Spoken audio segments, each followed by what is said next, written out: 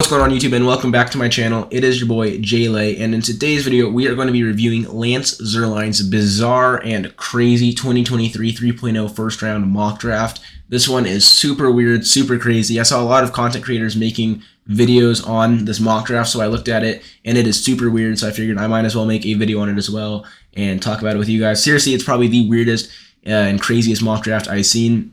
A lot of things I don't agree with. There are some that I agree with that I don't think a lot of other people are talking about. So it's a very crazy mock draft, and I'm just going to be reviewing it and just kind of giving you guys my thoughts. So without further ado, let's get into it. Number one, he has the Carolina Panthers taking Bryce Young. He says there's been a lot of smoke around CJ Stroud in the spot, but Young checks more boxes and makes more sense as a game-ready option for Frank Reich. Now, I agree and disagree. I'm very high on the Panthers taking CJ Stroud. I think it's almost a no-brainer to me, but I do agree with what he says that Bryce Young checks more boxes. I think Bryce Young is the better overall quarterback. I think he's better outside of the pocket. He's more of a, he can run outside of the pocket. He has a higher upside outside of the pocket. But the size to me is one of the biggest things. Frank Reich has never coached a quarterback under 6'2", I believe. I believe 6'2". Bryce Young is 5'11". CJ Stroud is 6'3". I think that is a major factor you have to play. Another big factor is CJ Stroud is such a dominant pocket passing quarterback. And Frank Reich loves quarterbacks that are just dominant in the pocket. Now, obviously, is that meaning he's never going to get out and scramble? No. One thing that has not been talked about a lot that I think should be is CJ Stroud's ability to scramble, especially in the final game he played in college against Georgia. We saw the true ability where he can get out of the pocket, scramble, and make amazing throws on the run. And I think CJ Stroud's upside outside of the pocket is bigger than Bryce Young's. We already know Bryce Young can be great outside of the pocket, but I think CJ Stroud has much higher upside. And again, if Bryce Young went to the Panthers in the draft, I would be surprised. I don't know if I'd say it's a bad idea, but I think CJ Stroud fits what Frank Reich is looking for, because I think Bryce Young, you can make the case that either one is better. It just comes down to what Frank Reich is looking for, and I think CJ Stroud is what he is looking for. He checks more boxes that Frank Reich is looking for. And again, it could be Bryce Young. I think it's probably going to be CJ Stroud, but you never know. So this pick, I don't think this one's that crazy. I just think it's going to be CJ Stroud at pick 1. Pick number 2, this is where things get very weird. We have the Texans taking Tyree Wilson. He says if the Texans miss out on Young, they might not be a lock to take Stroud. With needs along the defensive front and 2023 first, the choice could be between Wilson and Will Anderson. Now, a few things I disagree with here. First, I don't think to me it doesn't matter who they miss out on, whether it be Young or Stroud. I don't think that's going to play a factor into taking a defensive front player instead of the quarterback. Because I think if you're planning on going into that draft saying whether it's CJ Stroud or Bryce Young available to us at 2, we're taking a defensive front player. To me, it doesn't matter who is available. Your mind is set on taking a defensive front player no matter who falls to you. And then the second problem is not that, to me, it's not, the crazy part is not them taking a defensive front player, it's who they took. If I'm the Cardinals and I'm looking to take a defensive front, it comes between Will Anderson or Jalen Carter. Now, I think it's a very small chance they go defensive front. DeMeco Ryans is a defensive-minded head coach. He was the former defensive coordinator for the Niners. He knows how important defensive front is. Something the Texans lack incredibly is depth and even just talent on the defensive front. So it's not necessarily, now I think they are pretty much a lock to go quarterback. It's not that I think going defensive front is a bad idea. It's just who they went with. I'm looking at either Will Anderson or Jalen Carter. This is a defensive tackle class that is very weak, so Jalen Carter could be an option. It depends on what DeMeco Ryans thinks about on his off-field issues. And if he doesn't like that and he still wants to take a defensive front player, I like Will Anderson. If he doesn't like Will Anderson, then I just say take either Bryce Young or CJ Stroud because, like I said, Jalen Carter, the best defensive tackle in this draft class by far, and this is a very thin defensive tackle class, especially in the early rounds. So either Jalen Carter or Will Anderson, just because Will Anderson is the best defensive edge rusher in my opinion. I just don't get going Tyree Wilson here. And when you can get such good edge rusher value at pick 12, if that's what you want to do, whether it be Nolan Smith, Lucas Van Ness, Myles Murphy, there's such good edge rusher talent. Even in the second round and third round, there's such good edge rusher talent. I don't get why you would spend your second pick unless it is on Lucas Van Ness, who is the best edge rusher in the class in my opinion. So to me, when you could have CJ Stroud at pick 2 and then get another really good edge rusher either at pick 12 or I believe they have like 32nd, 30 off, but they have a very early second round pick that they could get an edge rusher. So to me, it does not make sense you would go Tyree Wilson when you can get such good depth, or not depth, but value at an edge rusher in your later picks, and you could get CJ Stroud at 2. So to me, that's kind of the thing. So if you want to go front starting defensive front, then that's fine. But to me, unless it's Will Anderson or Jalen Carter, I don't get why you would do that. Moving down to pick 3 now, if CJ Stroud or Bryce Young is still on the board at pick 3, I'm almost positive the Cardinals would trade down with a team, because I think there's a major gap between either CJ Stroud or Bryce Young and Anthony Richardson. I think a lot of teams would be looking to trade up for CJ Stroud. He says if the Texans pass on a quarterback at number 2 overall, this slot could become a hard spot for the teams looking to trade, or a hot spot for the teams looking to trade it for Stroud. For now, we will stick with the top pass rusher on the board. So Will Anderson. I mean, I think the Cardinals could get a ton of draft capital if CJ Stroud is still on the board at pick 3. I think that would boost that 3rd overall pick even higher. So I believe this one is no trades. If there were trades, I'm almost positive that the Cardinals would trade down.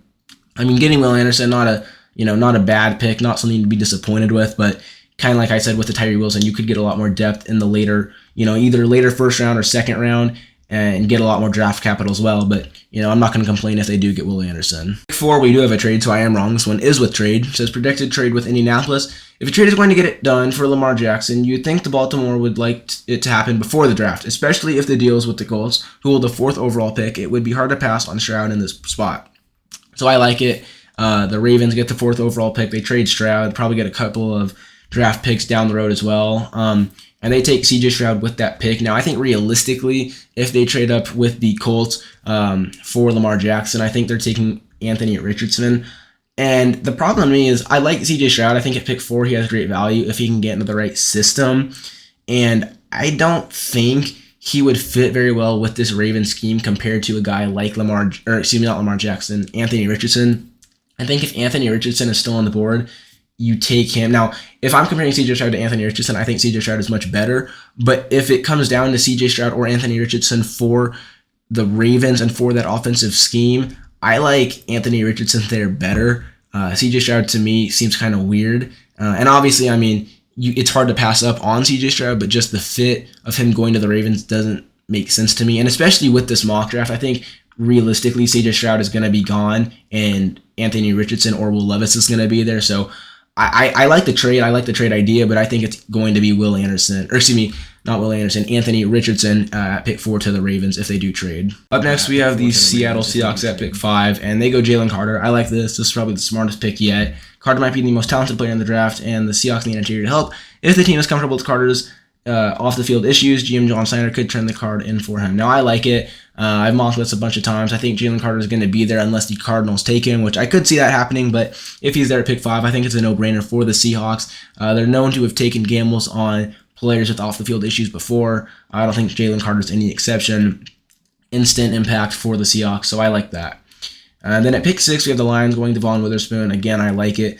They have they have upgraded their secondary a lot this offseason. They added Cam Sutton. They added C.J. Gardner-Johnson. I think Devon Witherspoon is a final piece to the Lions secondary, and I like it. I like Devon Witherspoon, especially with all the edge rushers, Tyree Wilson, Will Anderson, and Jalen Carter off the board. If one of those 3 was still on the board, I'd look at one of them for the, starting front defense, but since they're not, Devon Witherspoon, I like it at pick 6.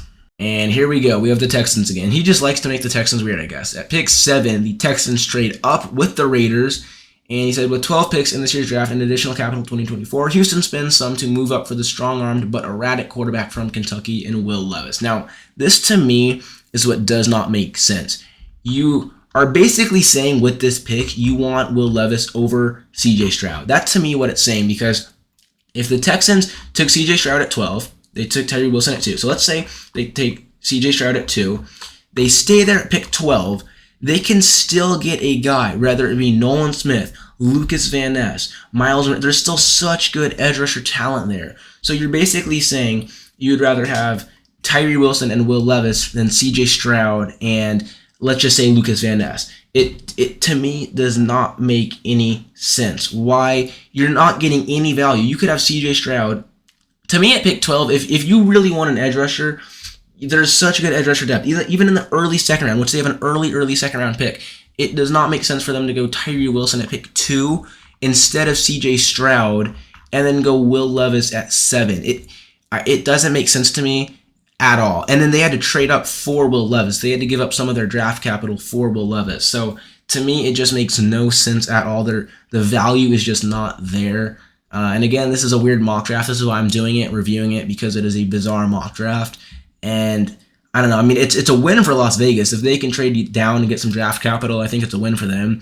But it just, I don't know. To me, it does not make sense at all. The value is not there. You're basically saying you want Will Levis over CJ Stroud. And to me, that just makes no sense at all. And then at pick 8, we have the Atlanta Falcons. They go Christian Gonzalez. I like it. They've upgraded that secondary a lot by adding Jesse Bates and, AJ Terrell. He's been a lockdown corner the last couple seasons. I think adding Christian Gonzalez, a big physical cornerback, who's my cornerback 1 in this class, I think that would really solidify it, and I like it. Pick 9, this is another weird one. The Bears go Lucas Van Ness. This one really confuses me. If I'm the Bears, I'm looking to either trade down or just stay there and choose the best offensive tackle available. Basically, to me, it would be very kind of disrespectful almost to Justin Fields. You've got him a lot of help this offseason offensively. To me, it would be disrespectful to not go offensive tackle. You're basically saying his protection and helping him as much as you can is not your biggest priority. And I think it is. I think with no offensive tackles being taken yet, you could take Paris Johnson. There's so many offensive tackles available. I don't get why you wouldn't go offensive tackle here. And again, I mean, edge rusher is a big need, and I think Lucas Van Ness is a very good edge rusher. I'm very high on him. His upside is incredible. He's a very strong, powerful player, but you need to help Justin Fields develop. And when you have the chance at any offensive tackle you want, to pass up on that opportunity would be probably the worst decision the Bears could make in this draft class. Pick number 10, the Eagles go Peter Skoronski. Skoronski immediately steps into the right guard spot and offers swing tackle value if the Eagles need him to play outside at some point. I like it. If the Eagles do go tackle at pick 10, I think it's Skoronski because like I said, or like he said, they can kick him into right guard, but he's also versatile, so they can move him around as need be. They can kick him out to offensive tackle. He can play just about any position on the O-line. I saw one person say if they do go Skoronski at 10, they could even develop him at center, and when Jason Kelce retires, they could even have him be their new center. Basically just saying Peter Skoronski is a very versatile offensive lineman, and he would kind of complete that Philadelphia O-line. I mean, Philadelphia already has a great O-line, but in the near future where there could be holes like Jason Kelce retiring, and just move him around need be, so I like it. I like Peter Skoronski to the Eagles at pick 10. At pick 11, he has the Titans going Jackson Smith and Jigba. He says, I wanted to give the Titans an offensive tackle in the spot, but their need for help at wide receiver appears to be even more pressing right now. I'm not a fan of the Titans going anything but offensive tackle with their first pick in the draft. To me, none of the other stuff matters. None of the receiving core matters. No quarterback matters when you have a bad offensive line. You need to have a good offensive line to develop anything on offense. And with Peter Skoronski being the only offensive tackle taken, you have such depth at the offensive tackle spot that you can look at. I like Paris Johnson here, Broderick Jones, Darnell Wright. There's so many valuable offensive tackles you could take here at pick 11. To me, passing on them for a receiver that, don't get me wrong, is great. He's my wide receiver 1. It just, you can't pass up on, it just doesn't make sense to me because you need to help that O-line, and there's no point in getting even a great wide receiver if he's not going to be able to do anything because that offensive line is so bad. So to me, the Titans, I don't think they should go anything but offensive tackle here at pick 11. And again, I think Jackson Smith and Jigba was great. I think it'd be great if he went to the Titans, but they need help at the O-line, and before you can get a solid quarterback and focus on receiving core and all that other stuff on offense, you need to start at the baseline, and that baseline is fixing that O-line. At pick 12, the Raiders, who traded down with the Texans, they take Darnell Wright. It says cornerback should be an option here too, but supply and demand points to tackle. Wright has good size and strength. He was impressive at NFL scouting combine and can get the job done at right tackle. I like Darnell Wright. He can play left tackle as well. He played left tackle in high school and I believe his first year in college even. Primary right tackle, but I like him. He can play left and right tackle. To me though, I would prefer them get someone in the secondary here. Their secondary was very bad last year, and I think it definitely needs improvement. And I believe every cornerback. Okay, well, Devon Witherspoon and Christian Gonzalez are gone, but I still think there's pretty good depth at the cornerback position at pick 12. Joey Porter still on the board. Deontay Banks, still good depth. And I would prefer the Raiders at pick 12 to go cornerback. I like Darnell Wright. I think he would be a big addition to that O-line at left or right tackle, wherever they play him. but I would like to see them probably go cornerback over tackle right now just because their secondary was very bad last year. At pick 13, we have the Jets, and they go offensive tackle Broderick Jones. He said, if the Jets and Packers finally get terms on Aaron Rodgers trade, protecting the quarterback will be crucial.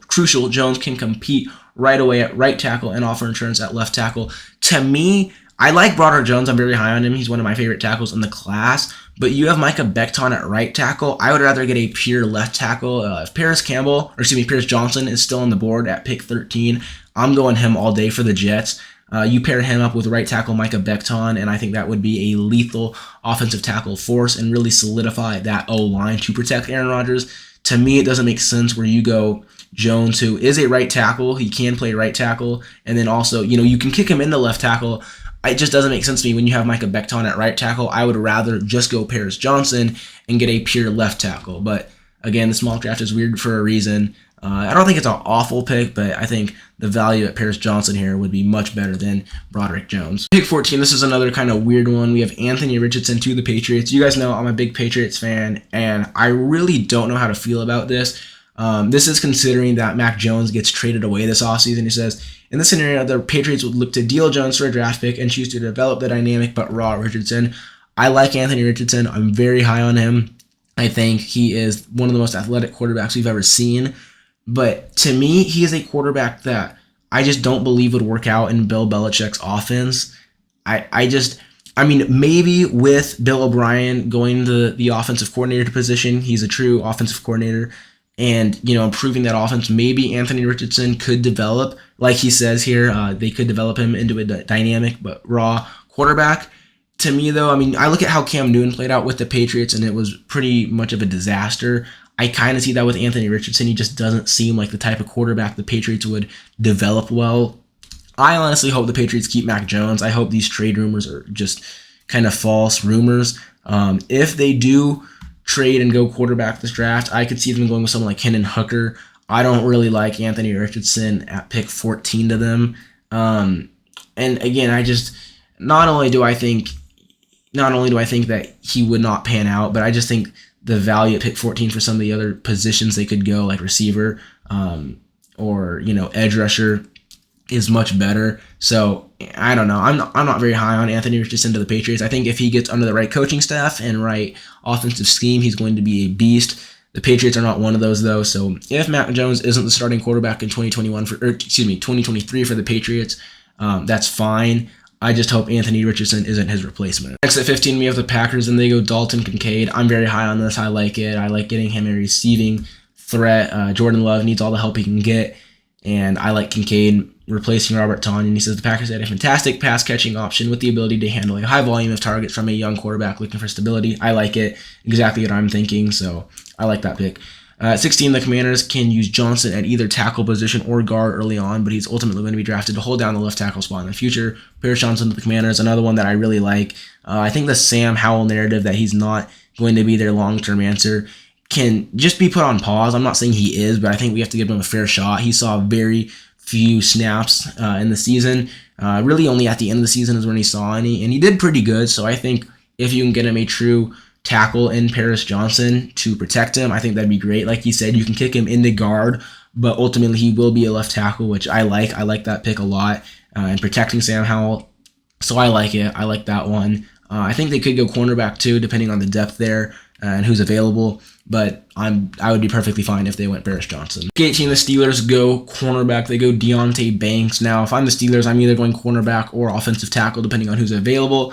He says Banks should come in and compete for a starting spot. A bonus is that he can lead under the guidance of a player who boosted similar athletic talent when he entered the NFL draft in 2011, Patrick Peterson. So he's basically saying Deontay Banks compares to Patrick Peterson.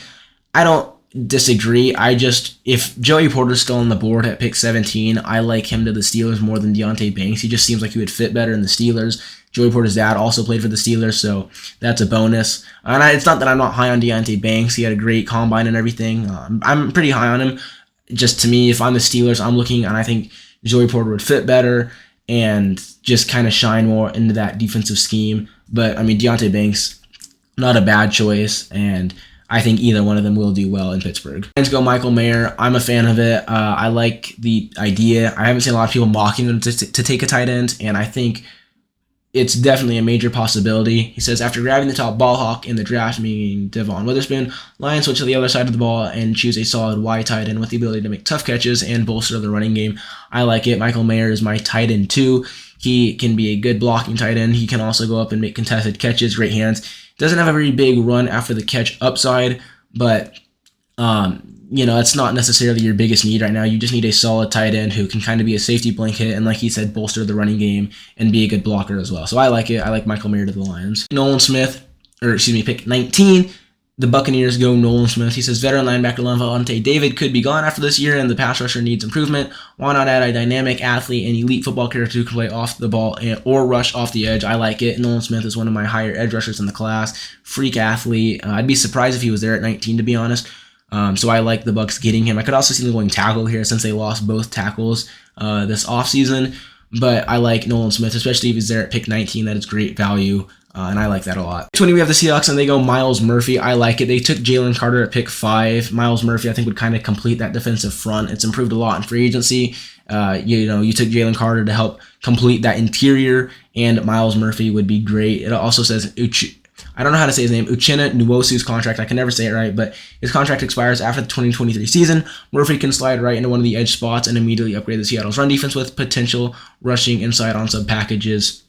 So I like it. I think, again, that would really solidify and complete that defensive front, and I think that would be an ideal first 2 picks for the Seahawks. Next, we have the Chargers, and they go Jalen Hyatt. I don't really agree with this one. I'm pretty high on Jalen Hyatt. It's just I don't think he's worth a first-round pick, and especially to the Chargers, that their biggest need is not receiver. I know some people think it is, but to me it's not. You look at that secondary that struggled a lot last year, and Joey Porter is still on the board. I think if Joey Porter or Deonte Banks, for that matter, is still on the board, you definitely go cornerback, especially with some of the receivers. If you want a receiver, here's Zay Flowers still on the board at pick 21. Jalen Hyatt, again, I like him. I think he's a good second, third round option, but I don't think the Chargers should give up their 21st overall pick for Jalen Hyatt. It doesn't make sense to me.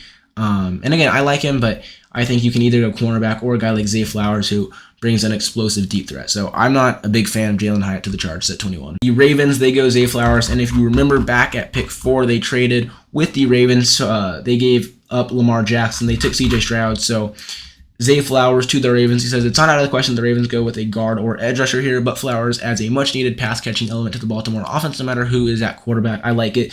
You got CJ Stroud to pick 4. You instantly get him a deep threat wide receiver who's fast, great run after the catch upside. He did have a bit of a dropping problem at Boston College, but that's something you can fix once you get into the NFL and get with the NFL training personnel.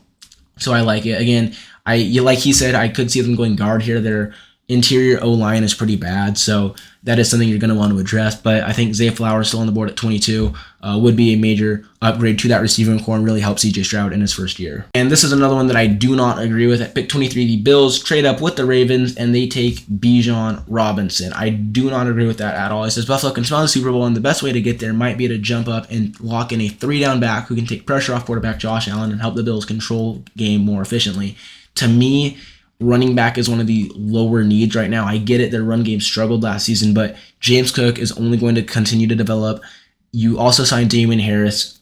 To me, I think their running game is fine. If you want to address it in the later rounds, that's fine. Get another depth piece, that's great. But to me, there's no reason, especially to trade up. If Bijan Robinson is there at pick 27, which is where they originally had them, that's fine. If you want to go there, that would be one thing. But to trade up and give up draft capital for Bijan Robinson does not make sense to me.